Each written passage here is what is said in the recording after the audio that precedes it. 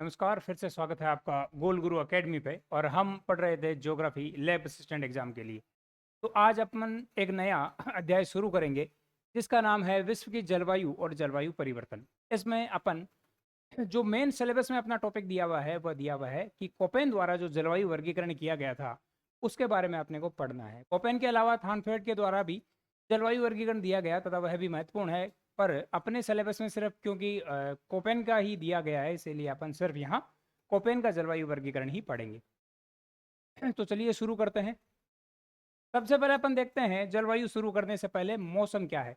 मौसम और जलवायु जो है दोनों में फर्क सिर्फ इतना ही है कि मौसम को जो है कुछ क्षण के लिए, थोड़े से समय के लिए, किसी विशेष स्थान पर जो भी दशाएं होती है, मौसमी दशाएं होती है कि तापमान कितना है, वायु दाब कितना है, वायु जो है उनका प्रवाह किस प्रकार से है, और यही जब अपन लंबे समय के लिए लेते हैं, 30 वर्षों के लिए मान लो लेते हैं, तो उसे अपन जलवायु कहते हैं। तो देख लेते हैं पहले मौसम क्या है।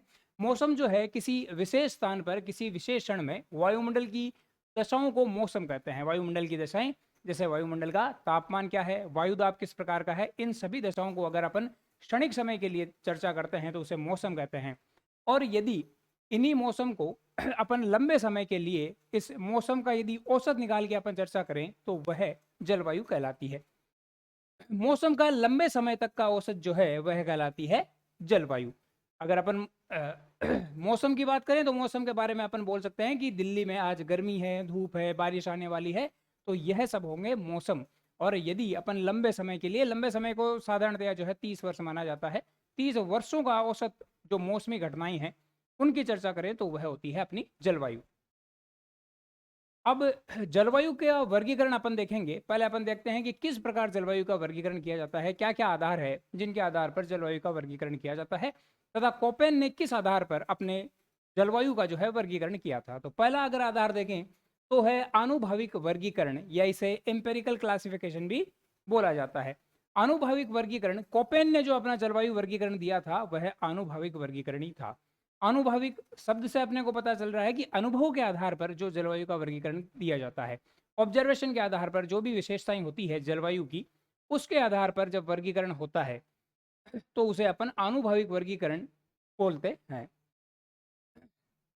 कैसे किया जाता है आनुभाविक वर्गीकरण? उसमें जलवायु के तत्वों को देखा जाता है कि तापमान किस प्रकार का है और वर्षा जो है किसी क्षेत्र में किस प्रकार की है, तथा यह सभी कारक है वहाँ की वनस्पति को किस प्रकार प्रभावित करते हैं। इनके आधार पर, इन तत्वों के आधार पर वनस्पति का वितरण क्या है, इसके आधार पर अगर जलवायु का वर्गीकरण किया जाए तो वह वर्गीकरण कहलाता है आनुभाविक या एम्पेरिकल क्लासिफिकेशन। अब अपन देखते हैं कि आनुभाविक वर्गीकरण ही किया था किसने? कोपेन ने। कोपेन ने और थानथ्वेड ने, दोनों ने जो है अपना वर्गीकरण जलवायु का आनुभाविक वर्गीकरण ही किया था। खास बात क्या है आनुभाविक वर्गीकरण की? खास बात यह है कि यह डेटा और प्रकृति पर फोकस करता है, यानी कि तापमान का क्या डेटा है, पिछले कुछ समय में वर्षा का क्या डेटा है, और उस डेटा के आधार पर जो है वनस्पति पर क्या प्रभाव पड़ा है। दूसरा वर्गीकरण अपन देखें तो वो है जेनेटिक वर्गीकरण, या इसे जेनेटिक क्लासिफिकेशन भी बोलते हैं। फिर से नाम से पता चल रहा है कि उत्पत्ति के आधार पर क्या क्या कारण रहे जिनके आधार पर किसी क्षेत्र में विशेष प्रकार की जलवायु पाई जाती है। तो उसके आधार पर, उत्पत्ति के आधार पर, उत्पत्ति के कारणों के आधार पर अगर अपन जलवायु का वर्गीकरण करें तो उसे बोला जाता है जेनेटिक या जेनेटिक क्लासिफिकेशन। कैसे किया जाता है? जलवायु क्यों बनी इसके कारणों को देखकर। कारण हो सकते हैं जैसे हवा का बहाव है, सूर्य की स्थिति जैसे कारण है। इन सभी कारणों के आधार पर किस प्रकार की वनस्पति हुई, किस प्रकार की जलवायु हुई, इन सभी के बारे में बताना ही जेनेटिक क्लासिफिकेशन ऑफ क्लाइमेट या जलवायु का जेनेटिक वर्गीकरण कहलाता है। इस पे क्यों पर जोर दिया जाता है? उस पे जो अपने डेटा होते हैं तापमान और वर्षा के, उसमें आनुभाविक पर जोर दिया जाता है। तथा क्यों पर, कारण क्या है किसी क्षेत्र में विशेष प्रकार की जलवायु होने का, वह जब अपन उसके आधार पर अपन वर्गीकरण करते हैं जलवायु का तो वो आता है जेनेटिक वर्गीकरण में। तीसरा जो वर्गीकरण है अपना है वह है व्यवहारिक वर्गीकरण या अप्लाइड क्लासिफिकेशन।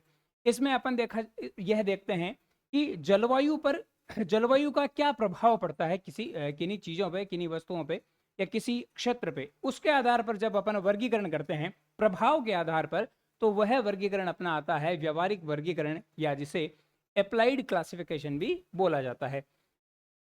जलवायु का अन्य सभी चीजों पर प्रभाव आधार यह होता है कैसे किया जाता है। जैसे जलवायु, कोई भी विशेष प्रकार की जलवायु है, उससे खेती पर क्या असर पड़ रहा है, जीवन शैली पर, लोगों के जीवन शैली पर क्या असर पड़ता है, उस हिसाब से इन सभी तत्वों को देखते हुए जब अपन वर्गीकरण करते हैं तो यह वर्गीकरण कहलाता है व्यवहारिक या अप्लाइड क्लासिफिकेशन। तो अपने को जो पढ़ना है वो सिर्फ अपने को पढ़ना है आनुभाविक वर्गीकरण जो है, क्योंकि कोपेन ने जो वर्गीकरण दिया था वह आनुभाविक वर्गीकरण ही था। तो आगे शुरू करते हैं कि विश्व जलवायु वर्गीकरण का पहले अपन इतिहास देख लेते हैं। तो सबसे पहले जो है यूनानियों द्वारा वर्गीकरण किया गया जलवायु का।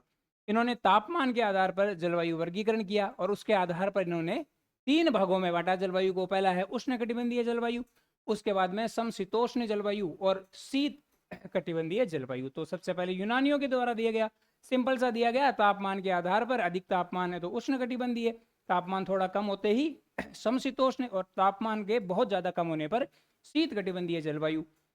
आधुनिक प्रयास जो किए गए थे, तो आधुनिक प्रयास में अपन पढ़ेंगे कोपेन के बारे में, थानथवेट के बारे में, जिन्होंने तापमान और वर्षा के आधार पर जो है वर्गीकरण दिया। और ब्लेयर का अगर बात करें तो ब्लेयर का भी जलवायु वर्गीकरण था और इन्होंने वर्षा के आधार पर जलवायु वर्गीकरण किया गया था ब्लेयर के आधार पर। अपने लिए महत्वपूर्ण जो है वो सिर्फ है कोपेन का जलवायु वर्गीकरण। तो अब तक जो अपन ने पढ़ा वो पहले पढ़ा था मौसम क्या है। तो मौसम क्या होता है, कुछ क्षणों के लिए जो भी तापमान के तत्व होते हैं वह क्या प्रभाव डाल रहे हैं। और जलवायु, जलवायु हो गई वही लंबे समय के लिए जो है क्या क्या प्रभाव पड़े। फिर अपन ने पढ़ा कोपेन व थानथवेट के बारे में, उनका जलवायु वर्गीकरण जो है यह है आनुभाविक के सुपरस्टार, यानी कि आनुभाविक वर्गीकरण दिया था कोपेन और थानथवेट ने। उसके बाद में ब्लेयर की चर्चा की, ब्लेयर ने जो जलवायु वर्गीकरण किया था वो किया था वर्षा के आधार पर। तो क्या पढ़ा है अब तक, अब तक अपन ने पढ़ा है एजेवी, यूनानी कोपेन। तो ए पर था आनुभाविक वर्गीकरण, फिर जननिक वर्गीकरण, फिर व्यवहारिक वर्गीकरण, फिर यूनानियों ने किस हिसाब से वर्गीकरण किया जलवायु का, और उसके बाद में कोपेन का अपन देखेंगे कि जलवायु वर्गीकरण क्या है। कोपेन का जलवायु वर्गीकरण शुरू करने से पहले अपन कोपेन के बारे में थोड़ी सी चर्चा करते हैं। कोपेन का जो जलवायु वर्गीकरण था वह था मात्रात्मक और आनुभाविक। अगर परीक्षा में सवाल आ जाए कि कोपेन का जलवायु वर्गीकरण किस प्रकार का जलवायु वर्गीकरण है, तो आंसर होगा इसमें मात्रात्मक और आनुभाविक। फिर आधार क्या माना था, उन्होंने आधार माना था कि इन जलवायु परिस्थितियों के कारण वनस्पति किस प्रकार से प्रभावित होती है, वनस्पति का वितरण किस प्रकार से होता है। तो आधार हो जाएगा प्राकृतिक वनस्पति। कोपेन ने क्या किया, 1900 में एक वैज्ञानिक थे डी कैंडोल ने वनस्पति का वर्गीकरण किया था। उसी को आधार मानते हुए कोपेन ने प्रयास किया जलवायु वर्गीकरण के बारे में बताने के लिए। 1918 में इन्होंने संशोधन कर अपने जलवायु वर्गीकरण में तापमान, वर्षा के औसत प्लस उनका मौसमी वितरण, इसके आधार पर जलवायु वर्गीकरण किया सर्वप्रथम 1918 में। 1931 में इनमें पुनः ये संशोधन करते हैं तथा 1935 में जो अपने कोपेन है, इन्होंने कोपेन गीगर पोहेल वर्गीकरण इस नाम से अपना जलवायु वर्गीकरण प्रस्तुत किया था। मूल विचार अब देख लेते हैं कोपेन का जलवायु वर्गीकरण का मूल विचार क्या था। मूल विचार यही था कि वनस्पति जलवायु के गुणों को सबसे अच्छे दर्शाती है, यानी वनस्पति को देखकर अपन बता सकते हैं कि किसी क्षेत्र की जलवायु किस प्रकार की है। तो इसमें याद रखने वाली 2 चीजें हैं, एक तो है कि कोपेन का जलवायु वर्गीकरण था मात्रात्मक और आनुभाविक, फिर था किसके आधार पर दिया, तो डी कैंडोल के वनस्पति वर्गीकरण के आधार पर। फिर अंतिम जो उनकी रिपोर्ट थी जलवायु वर्गीकरण की, वह किस नाम से थी, वह थी कोपेन गीगर पोहेल वर्गीकरण। और वनस्पति को जो है कोपेन ने आधार माना है अपने जलवायु वर्गीकरण का। आगे अपन देखते हैं, तो कोपेन ने जब जलवायु वर्गीकरण किया तो सर्वप्रथम उन्होंने अंग्रेजी के 5 बड़े अक्षर या कैपिटल अक्षरों का प्रयोग किया और उन कैपिटल अक्षरों के आधार पर उन्होंने पृथ्वी पर अलग अलग स्थानों के बारे में बताया। जैसे पहला अक्षर उन्होंने जो यूज किया था वह था कैपिटल ए। यहाँ कैपिटल और स्मॉल का खास तौर से ध्यान रखना है, क्योंकि अपन स्मॉल ए, स्मॉल बी, स्मॉल सी इनका भी प्रयोग करेंगे और साथ ही कैपिटल अक्षरों का भी प्रयोग करेंगे। तो अभी जो अपन पढ़ रहे हैं वह सारे हैं कैपिटल अक्षर, बड़े अक्षर अंग्रेजी वर्णमाला के। तो पहला है ए का मतलब है आर्द्र उष्ण कटिबंधीय जलवायु। आर्द्र उष्ण कटिबंधीय जलवायु का क्या अर्थ है, आर्द्र उष्ण कटिबंधीय जलवायु का अर्थ है कि सबसे ठंडा महीना जो होगा उसका तापमान भी 18 डिग्री सेंटीग्रेड से ज्यादा है, यानी कि ऐसा क्षेत्र जहां 12 महीने तापमान जो है वह न्यूनतम कितना हो, न्यूनतम होना चाहिए 18, इससे ऊपर कितना भी हो सकता है।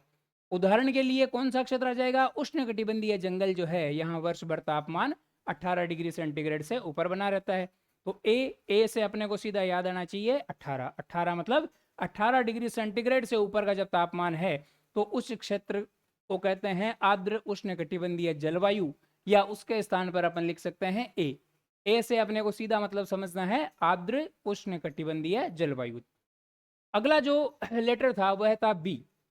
जब भी आ जाए तो बी का मतलब अपन समझेंगे, कैपिटल बी का मतलब अपन समझेंगे शुष्क जलवायु। ए का मतलब था आर्द्र उष्णकटिबंधीय जलवायु और बी का जो अर्थ है, बी का अर्थ है आर्द्र शुष्क जलवायु।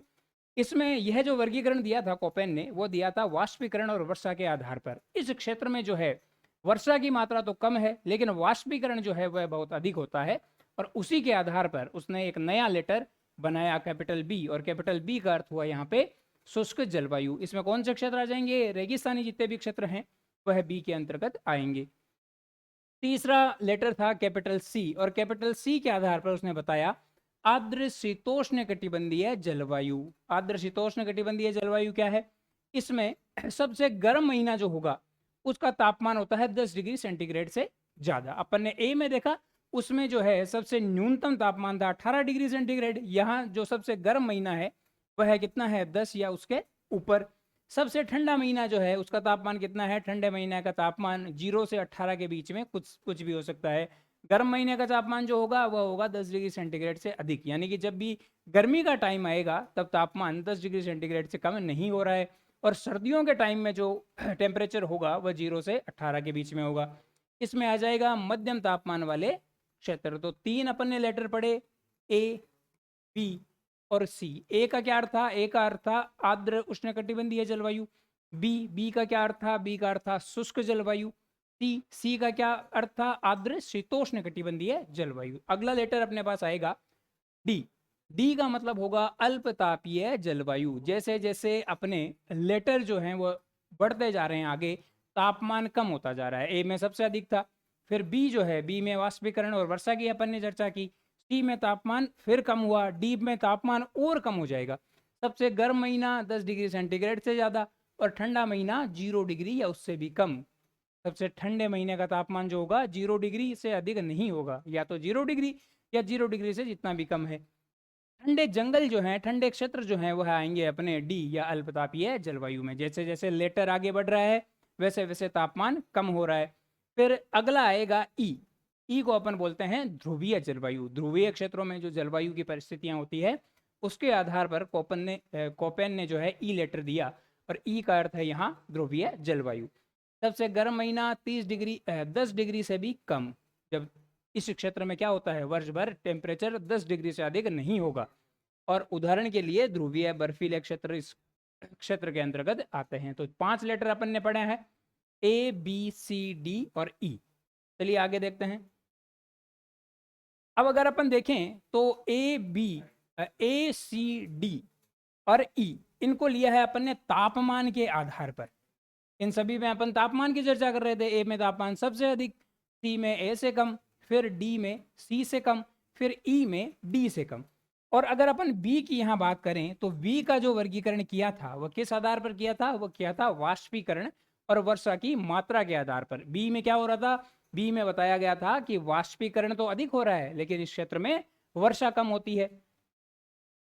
आगे चलते हैं, फिर अपन देखते हैं उपसमूह। अब जो भी 5 अपने पास समूह आए इनको और भागों में बांटा गया, और उन और भागों को किस प्रकार बांटा गया है ये अपन देखते हैं। तो पहला अपन देखेंगे बी के लिए। बी को अपन बांटेंगे बी एस और बी डब्ल्यू। बी के साथ क्या आएंगे, बी के साथ आएगा दूसरा लेटर जो आएगा बी के साथ वो आएगा एस और डब्ल्यू, एस और डब्ल्यू। अब यहां देखते हैं एस का क्या अर्थ है और डब्ल्यू का क्या अर्थ है। एस का अर्थ है अर्ध शुष्क या स्टेपी प्रकार की जो जलवायु पाई जाती है वह होती है एस प्रकार की जलवायु। यहाँ जो एस है ये कैपिटल एस है, यह स्मॉल एस नहीं है, यह कैपिटल एस है। तो कैपिटल एस का मतलब हो गया स्टेपी जलवायु। फिर अपन ने देखा डब्लू, तो डब्लू का मतलब क्या है, शुष्क जलवायु। ये डब्लू भी जो है यह कैपिटल डब्लू है, यह स्मॉल डब्लू नहीं है। तो कैपिटल एस और कैपिटल डब्लू। कैपिटल एस का मतलब हो गया स्टेपी जलवायु, और कैपिटल डब्ल्यू जो है उसका मतलब क्या हो गया, मरुस्थलीय प्रकार की जो जलवायु होती है वो। तो बी के साथ अपन 2 लेटर यूज करेंगे, एक तो एस और एक डब्ल्यू। तो क्या याद रखना है, बी एस बी डब्ल्यू। फिर अपन अगला लेटर जो अपन ने लिया था ई, ई में ध्रुवीय प्रकार की जलवायु थी। ई के साथ दूसरा लेटर अपन जो लेंगे वो एक तो लेंगे टी और एक लेंगे एफ। एक तो लेंगे टी, एक लेंगे एफ। टी का मतलब क्या हो जाएगा, टुंड्रा क्षेत्र में जो जलवायु पाई जाती है उसके आधार पर। टुंड्रा क्षेत्र में यानी कि टेम्परेचर जो है वो लगभग 0 से 10 डिग्री सेंटीग्रेड के आसपास रहता है। तो ई के साथ एक ले रहे हैं अपन टी और एक ले रहे हैं एफ। एफ का मतलब क्या हो गया, एफ का मतलब वर्ष भर जो है बर्फ छाई रहे ऐसा क्षेत्र। तो हिमाच्छादित जो क्षेत्र है, गर्म महीने का टेम्परेचर भी 0 डिग्री से कम होता है, तभी बर्फ रहेगी, क्योंकि 0 डिग्री सेंटीग्रेड फ्रीजिंग पॉइंट होता है। तो बी के साथ क्या यूज किया, बी के साथ यूज किया है कैपिटल एस और कैपिटल डब्ल्यू। अब अपन बात करते हैं ई की। तो ई के साथ क्या यूज कर रहे हैं, ई के साथ यूज कर रहे हैं कैपिटल टी और कैपिटल एफ। आगे देखते हैं ए के लिए। ए के लिए अपन क्या यूज करेंगे, ए के लिए दूसरा लेटर जो होगा वो 2 लेटर होंगे, एक तो स्मॉल एफ और स्मॉल एम। यहां याद रखना है ये दोनों ही छोटे हैं, एफ भी छोटा है और एम भी छोटा है। तो ए के साथ 2 यूज करेंगे, एक तो एफ और एक एम। एक तो ए एफ प्रकार की जलवायु और एक ए एम प्रकार की जलवायु। एफ का अगर अपन अर्थ देखें तो एफ का मतलब होता है आर्द्र, यानी कि सूखे से सूखे जो सूखे से सूखे जो भी महीने होते हैं उनमें भी जो वर्षा होती है वह 6 सेंटीमीटर के आसपास तक होती है। और ए एम की अगर बात करें तो एम का मतलब है मानसूनी जलवायु, यानी कि शुष्क महीने में 6 सेंटीमीटर से कम वर्षा। आर्द्र का तो मतलब है कि जब शुष्क महीने चलते हैं उस टाइम भी वर्षा 6 सेंटीमीटर तो हो जाएगी। और अगर एम की अगर बात करें तो होता है कि शुष्क महीने में 6 सेंटीमीटर से कम वर्षा, उसके अलावा वर्षा अधिक होगी मानसून के सीजन में। अब देखते हैं कि सभी के लिए, पहले अपन ने देखा बी के साथ क्या यूज करेंगे, बी एस बी डब्ल्यू, फिर ई टी और ई एफ। फिर अपन ने देखा ए के लिए ए एफ और ए एम। अब ए सी और डी के साथ अपन स्मॉल डब्ल्यू और स्मॉल एस की भी बात करेंगे। यहाँ जो डब्ल्यू है ये है छोटा डब्ल्यू और छोटा एस। पहले जो बड़ा डब्ल्यू था, बड़ा डब्ल्यू को अपन ने लिया था मरुस्थल के लिए, और बड़ा जो एस था, बड़ा एस को अपन ने लिया था स्टेपी प्रकार की जलवायु। अब यहाँ छोटा डब्ल्यू है, छोटा डब्ल्यू का मतलब है शीत ऋतु में शुष्कता। शीत ऋतु में जो है वह शुष्क होगी, यहाँ बारिश जो होगी वह गर्मियों में होगी। और स्मॉल एस का मतलब जो है ग्रीष्म में शुष्कता, यानी कि गर्मियों में तो सूखा पड़ेगा और सर्दियों में जो है वह वर्षा होगी। अब ये अपन ने सारे, इसके साथ 2 अक्षर अपन ने देख लिए। पहला था ए बी सी डी ई, उसके बाद में अपन ने दूसरा लेटर देखा, जैसे बी एस था, बी डब्ल्यू था, ए एफ था, ए एम था, ई टी था, ई एफ था। अब अपन देखते हैं इनके साथ तीसरा अक्षर भी जुड़ता है। तीसरा अक्षर भी तापमान के आधार पर जुड़ेगा। पहला आएगा स्मॉल ए, small B, small C, small D और स्मॉल एफ, स्मॉल डी तक अपन देखते हैं। इनमें क्या होगा, ए में टेम्परेचर सबसे अधिक, बी में उससे कम, सी में उससे कम, डी में उससे कम। इस प्रकार अपन देख लेंगे, ए में जो टेम्परेचर होगा सबसे अधिक होगा, फिर बी में सी से ज्यादा, फिर सी में डी से ज्यादा। इस प्रकार टेम्परेचर के आधार पर एक तीसरा लेटर भी कोपेन ने दिया। पहले अपन देखेंगे अपने पास सी व डी जो थे कैपिटल, उनके साथ अपन कौन सा तीसरा अक्षर यूज करेंगे। अपन यूज करेंगे ए बी और सी। ए में जो आएगा, ए का अर्थ होगा यानी कि टेम्परेचर हमेशा ही 22 डिग्री सेंटीग्रेड से अधिक रह रहा है। ए का मतलब भी होगा कि टेम्परेचर ज्यादा है। बी का मतलब क्या होगा, बी का मतलब है टेम्परेचर जो है सामान्य गर्म होगा, इतना ज्यादा गर्म नहीं होगा, टेम्परेचर 22 से नीचे नीचे रहेगा। फिर अपन देखते हैं सी, तो सी का मतलब हो जाएगा कि अब टेम्परेचर और भी कम हो गया है, छोटी व शीतल ग्रीष्म। 1 से 3 महीने जो है टेम्परेचर 10 डिग्री सेंटीग्रेड से ज्यादा रहता है, बाकी के दिनों में टेम्परेचर कम होता है।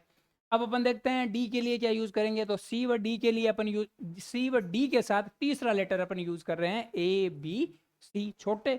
अब देखते हैं डी के लिए, तो डी के लिए अपन यूज करेंगे स्मॉल डी। स्मॉल डी का अर्थ हो जाएगा कि बहुत ही ठंडा मौसम, लगभग टेम्परेचर -38 डिग्री से भी कम हो जाता है।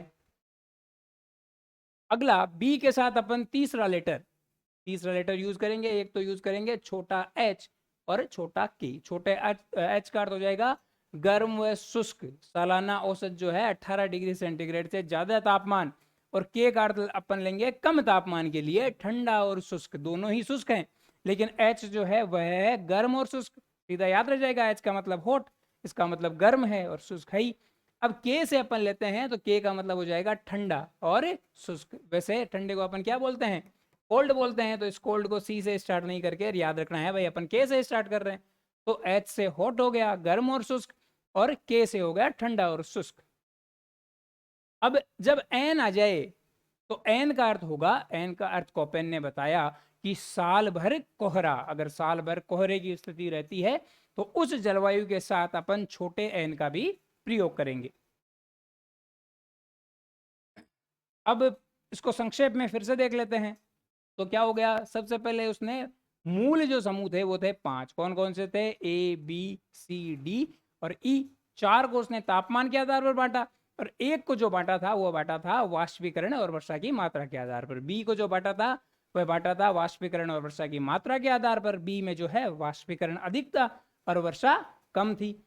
बाद में जो है एक और समूह जोड़ दिया, जैसे जैसे कोपेन संशोधन करते गए तो उन्होंने पहले क्या किया, एक और लेटर जोड़ा जो था कैपिटल एच। कैपिटल एच क्या होगा कि पर्वतीय क्षेत्र में जो जलवायु होती है उसको दर्शाने के लिए कैपिटल एच का प्रयोग किया कोपेन ने। तो अब अपने पास कितने लेटर हो गए, अब हो गए अपने पास 6, कौन कौन से, ए बी सी डी ई और एच।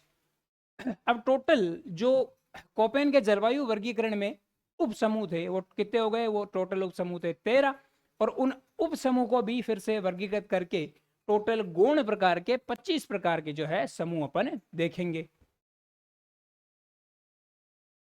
तो अब अगर इनको याद रखें तो याद कैसे रखेंगे, याद रखते हैं अपन A B C D E so sum, A B C D E so sum. A B C D E का अर्थ हो गया आज बहुत सर्दी डरावनी है, आज से अपन ले लेंगे, आज से अपन ले लेंगे आर्द्र उष्ण। ए का मतलब हो गया आर्द्र उष्ण। फिर अपन ब जो बहुत बड़ा ब है उससे अपन बहुत से ले लेंगे बहुत शुष्क। ए से आर्द्र, बी से बहुत शुष्क। अब अपन ले रहे हैं सर्दी, तो सी से हो गया सर्दी, और कौन सी सर्दी, मध्यम सर्दी। अब डी से डरावनी, और डरावनी का अर्थ हो गया यहाँ डरावनी सर्दी, यानी कि और भी ज्यादा सर्दी है।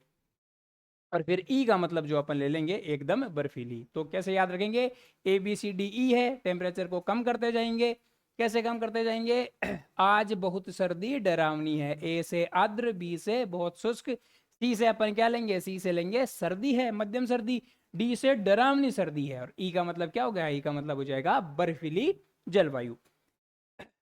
तथा अपन ने देखा था सोसम, सोसम को कैसे याद रखेंगे, पहले अपने पास था स्टेपी जलवायु, कैपिटल एस का मतलब हो गया स्टेपी प्रकार की जलवायु।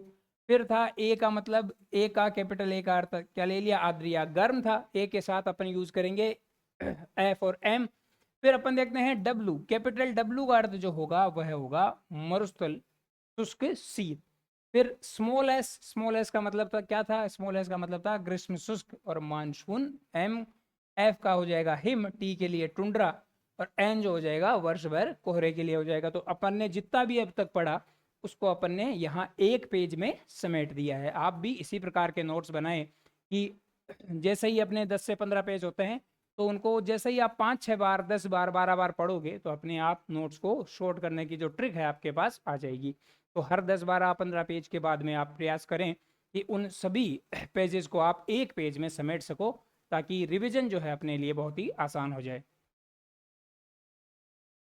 अब अपन देख लेते हैं कि कब कब क्या क्या किया। पहले शुरुआत की थी 1900 में, कैंडोल का वनस्पति वर्गीकरण देखा था कोपेन ने। उसके बाद में 1918 में संशोधन किया, 1931 तक तैयार किया और छाप दिया 1953 में। तो कौन कौन सी डेट याद रखनी है, 1900, 1918, 31 और 53।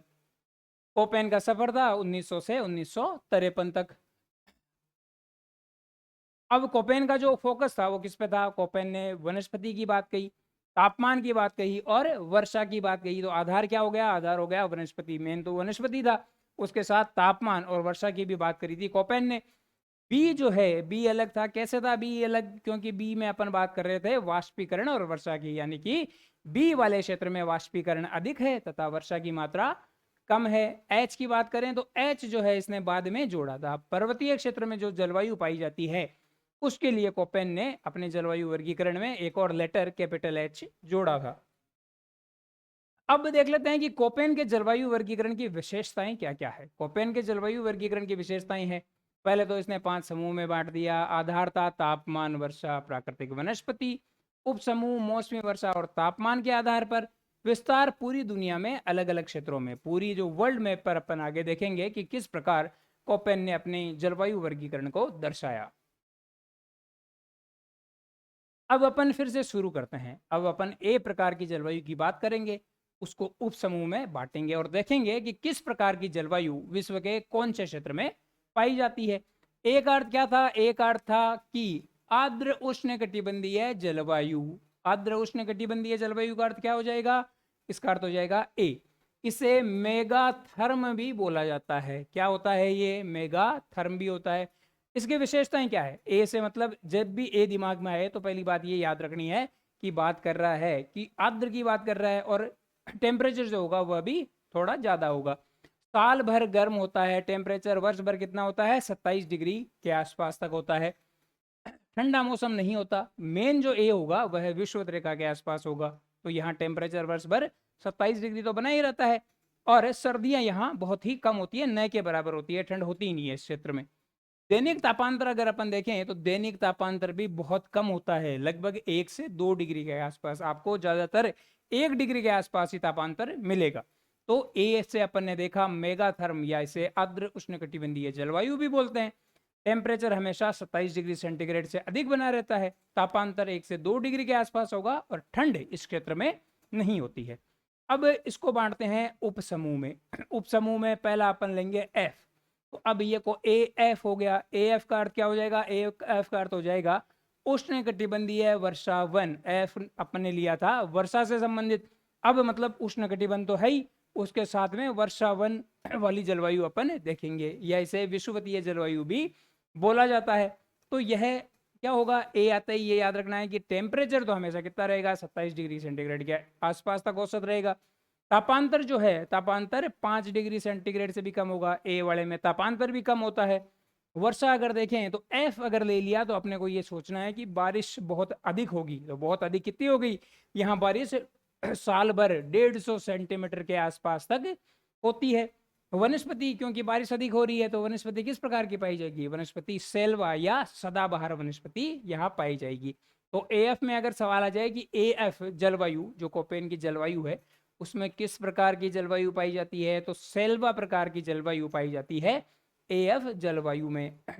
फिर अगर विस्तार देखें तो एएफ कहाँ कहाँ पाई जाती है? एएफ पाई जाएगी अमेजन बेसिन में, कोंगो देश में, मलेशिया और मालदीव। 20 डिग्री नॉर्थ से 20 डिग्री साउथ के आसपास तक के जो भी क्षेत्र हैं वह एएफ प्रकार की जलवायु में आएंगे। ए का मतलब आर्द्र उष्णकटिबंधीय जलवायु, एफ जुड़ा तो एफ का अर्थ हो जाएगा कि बारिश भी जो है बहुत अधिक हो रही है। अगला देखते हैं ए डब्ल्यू प्रकार की जलवायु। यहाँ डब्ल्यू जो है यह कौन सा है? यह छोटा डब्ल्यू है, स्मॉल डब्ल्यू है। ए डब्ल्यू का मतलब क्या हो जाएगा? उष्ण सवाना जलवायु। सवाना प्रकार की जलवायु की बात कर रहे हैं अपन। इसमें क्या होगा? ए का मतलब होगा तो साल भर गर्म होगा, यानी कि टेम्परेचर 25 से 27 के आसपास तक रहेगा। ग्रीष्म ऋतु में 32 डिग्री सेंटीग्रेड और शीत में जो है 21 डिग्री सेंटीग्रेड तक तापमान आ जाता है। तापांतर कितना होता है? अब तापांतर 5 डिग्री से थोड़ा बढ़कर 11 डिग्री सेंटीग्रेड तक हो जाता है। वर्षा अगर देखें तो एएफ में वर्षा हो रही थी 250 सेंटीमीटर के आसपास, यहाँ वर्षा जो होगी वह हो जाएगी 75 सेंटीमीटर के आसपास। मुख्यतः वर्षा जो होगी वह ग्रीष्म ऋतु में होगी और 2 ऋतु में पाई जाएगी, एक तो गर्म और एक सर्द। दैनिक तापांतर, यहाँ थोड़ा सा दैनिक तापांतर बढ़ गया 11 डिग्री के आसपास तक। वनस्पति जो है किस प्रकार की वनस्पति पाई जाएगी? सवाना प्रकार की वनस्पति पाई जाती है एडब्ल्यू में। विस्तार इसका देखें तो विस्तार सूडान, वेल्ड का पठार, ऑस्ट्रेलिया के घास के मैदान और लेनोस जो घास के मैदान है दक्षिण अमेरिका में उन्हें लेनोस बोला जाता है। ब्राजील में घास के मैदानों को कंपोज बोला जाता है और गुजरात का जो क्षेत्र है भारत में वहाँ एडब्ल्यू प्रकार की वनस्पति पाई जाती है। अपन ए में 2 चीजें पढ़ चुके हैं, एक तो पढ़ा ए एफ और एक पढ़ लिया ए डब्ल्यू। डब्ल्यू का मतलब हो गया सवाना प्रकार की वनस्पति। अब पढ़ते हैं ए एम। एम जब भी आ जाए इसका मतलब यह मानसून से रिलेटेड है। ए का मतलब आर्द्र उष्णस्थायी, तो ए एफ जो हो जाएगा वो हो जाएगा उष्ण मानसूनी जलवायु। ए एम का मतलब है उष्ण मानसूनी जलवायु। क्या होगा इसमें? ग्रीष्म ऋतु में टेम्परेचर 30 डिग्री के आसपास, और शीत ऋतु में क्या हो जाएगा 15 डिग्री के आसपास, यानी कि तापांतर और अधिक बढ़ गया। यहाँ बारिश अच्छी होती है लगभग 150 सेंटीमीटर के आसपास, पर यह अनिश्चित होती है, निश्चित नहीं है, कहीं कम होगी कहीं ज्यादा होगी। शुष्क और वर्षा काल जो है वह बारी बारी से आता है। पवन की दिशा में बदलाव होता रहता है। एम प्रकार की जलवायु कहाँ पाई जाएगी? ये पाई जाएगी भारत, पाकिस्तान, दक्षिण पूर्वी एशिया, उत्तरी ऑस्ट्रेलिया, गिनी का तट जो अफ्रीका में है, और मध्य अमेरिका में आसपास, मध्य अमेरिका के क्षेत्र में, यानी कि 5 डिग्री से 25 डिग्री अक्षांश के आसपास तक जलवायु पाई जाती है। किस प्रकार की? ए एम प्रकार की जलवायु पाई जाती है। अपन जो भी इनके उपसमूह देख रहे हैं, उपसमूह में आपको सीधे ही नाम से पता चल जाएगा भाई ये इसकी विशेषताएं क्या क्या होगी। एम का मतलब है तो मतलब मानसून के आसपास। अपन देखते हैं मानसून के आसपास टेम्परेचर कितना होता है, 30 डिग्री के आसपास से 30 से अधिक ही होता है वैसे, और शीत ऋतु में 15 डिग्री के आसपास तक हो जाएगा। विशेषताएं अपने को नाम से याद रह रही है। आप थोड़ा सा अगर याद करने की कोशिश करें तो यह कोशिश कीजिएगा कि विस्तार कहाँ कहाँ है इस प्रकार की जलवायु का। आप पहले ये नाम देखिए, उसके बाद में आगे मैप डाले गए हैं, मैप में उस क्षेत्र को देखिए। जितना ज्यादा आप मैप में इन क्षेत्रों को देखेंगे यह उतना ही आपके लिए आसान होता जाएगा। हर एक के बाद आपको मैप दिखाया गया है। यहाँ जो डार्क ब्लू है ये इसका अर्थ होगा ए एफ। जहां जहां डार्क ब्लू है वह ए एफ प्रकार की जलवायु पाई जा रही है। ए एम जो है मानसूनी प्रकार की जलवायु पाई जा रही है। जैसे जैसे इसका कलर जो है थोड़ा सा फीका हो रहा है नीले कलर का, तो वह वनस्पति कौन सी है? वह ए एम प्रकार की वनस्पति है। आगे देखते हैं अपन। तो उसके बाद में बी, बी से अपन शुरू करते हैं, और बी का अर्थ क्या हो जाएगा? बी का अर्थ अपन ने लिया था शुष्क जलवायु, या इसे जेरोथर्म भी बोला जाता है। ए का मतलब मेगाथर्म था, बी का मतलब है जेरोथर्म। तो बी की सामान्य विशेषताएं क्या है? सामान्य विशेषता पहले भी पढ़ी थी कि वाष्पीकरण तो ज्यादा हो रहा है और वर्षा कम हो रही है, यानी कि जल की यहाँ कमी है। बी को उपसमूह में बांटेंगे। पहला उपसमूह है बी डब्ल्यू, कैपिटल डब्ल्यू जहां भी आ जाए उसका अर्थ होगा मरुस्थल से संबंध इसका होगा। ए डब्ल्यू हो जाएगी मरुस्थलीय जलवायु। अब मरुस्थलीय जलवायु में भी अपन ने देखा था कि तीसरे लेटर का प्रयोग करते हैं। तीसरे लेटर में मैंने बताया था हॉट, और हॉट से अपन ने लिया था एच। तो उष्ण कटिबंधीय मरुस्थल है या उष्ण मरुस्थल जो होते हैं उनकी अपन चर्चा करते हैं। यहाँ क्या चर्चा करते हैं कि ग्रीष्म ऋतु में तापमान 30 डिग्री सेंटीग्रेड और शीत ऋतु में 10 डिग्री सेंटीग्रेड। मरुस्थल नाम आ गया तो अपने को पता चल गया भाई ग्रीष्म ऋतु ज्यादा गर्म होती है और सर्दियों में जो है तापमान बहुत ज्यादा गिर जाता है। यहाँ इस क्षेत्र में तापांतर जो है वो बहुत अधिक होता है। दैनिक तापांतर ही 15 से 40 डिग्री आसपास चला जाता है। दिन में ताप बहुत अधिक होता है, रात में जो है क्योंकि भूमि जल्दी ठंडी होती है, रेत जो है जल्दी ठंडी होती है, उसके कारण तापांतर बहुत अधिक हो जाता है, रात में अधिक टेम्परेचर गिर जाता है। बहुत गर्म होता है, कौन से क्षेत्र आ जाएंगे? आ जाएगा अपना थार का मरुस्थल। कैलिफोर्निया का जो मरुस्थल का क्षेत्र है, कैलिफोर्निया स्थित है यूएसए देश में। और तीसरा सहारा मरुस्थल जो है, इनके टेम्परेचर भी दिए हुए हैं। तो ये यहाँ इन क्षेत्रों में ए डब्ल्यू प्रकार की वनस्पति पाई जाती है। वर्षा जो है लगभग 12 सेंटीमीटर के आसपास होती है।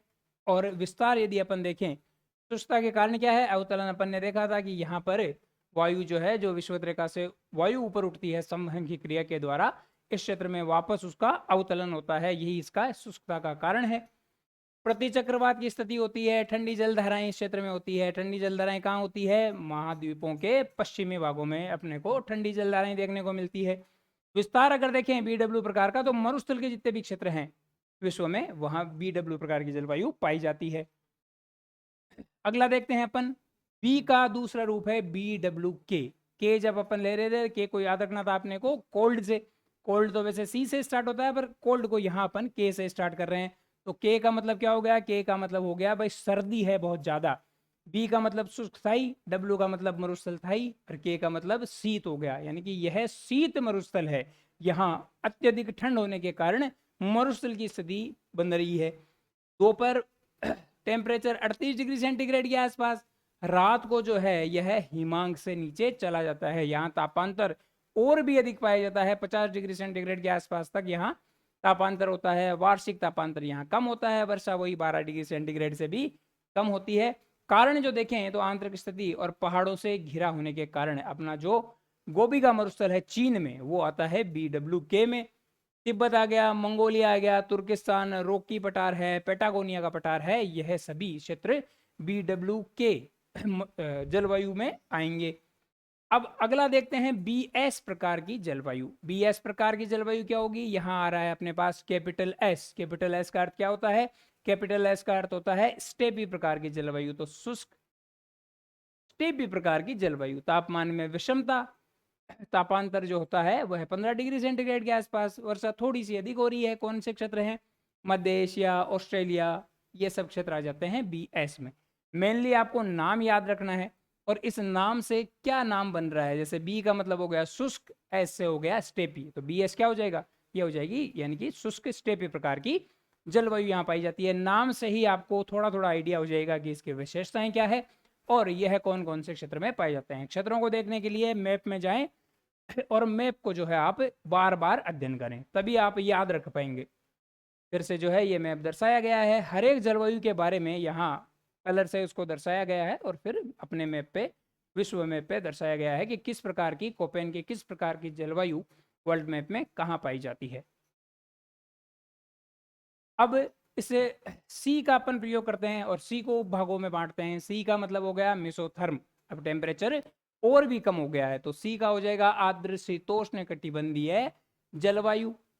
तो मृदु ठंड वाली शीत ऋतु यहाँ पे जो है बहुत ही अच्छा मौसम रहता है। वैसे तो सी वाले क्षेत्र में ठंड इतनी ज़्यादा ठंड भी नहीं होती, ए से अधिक होती है लेकिन बहुत ज़्यादा ठंड वाली स्थिति नहीं होती है।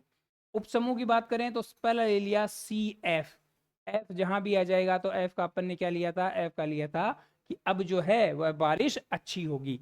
CF जो होगा यह होगा पश्चिमी यूरोपीय तुल्य जलवायु। यहाँ वर्षा होती है 100 सेंटीमीटर के आसपास, पर यह वर्षा गर्मियों में नहीं होकर यह वर्षा होती है सर्दियों के टाइम। क्यों होती है? पछुआ पवनों के कारण होती है। तो CF हो जाएगी पश्चिमी यूरोपीय तुल्य जलवायु।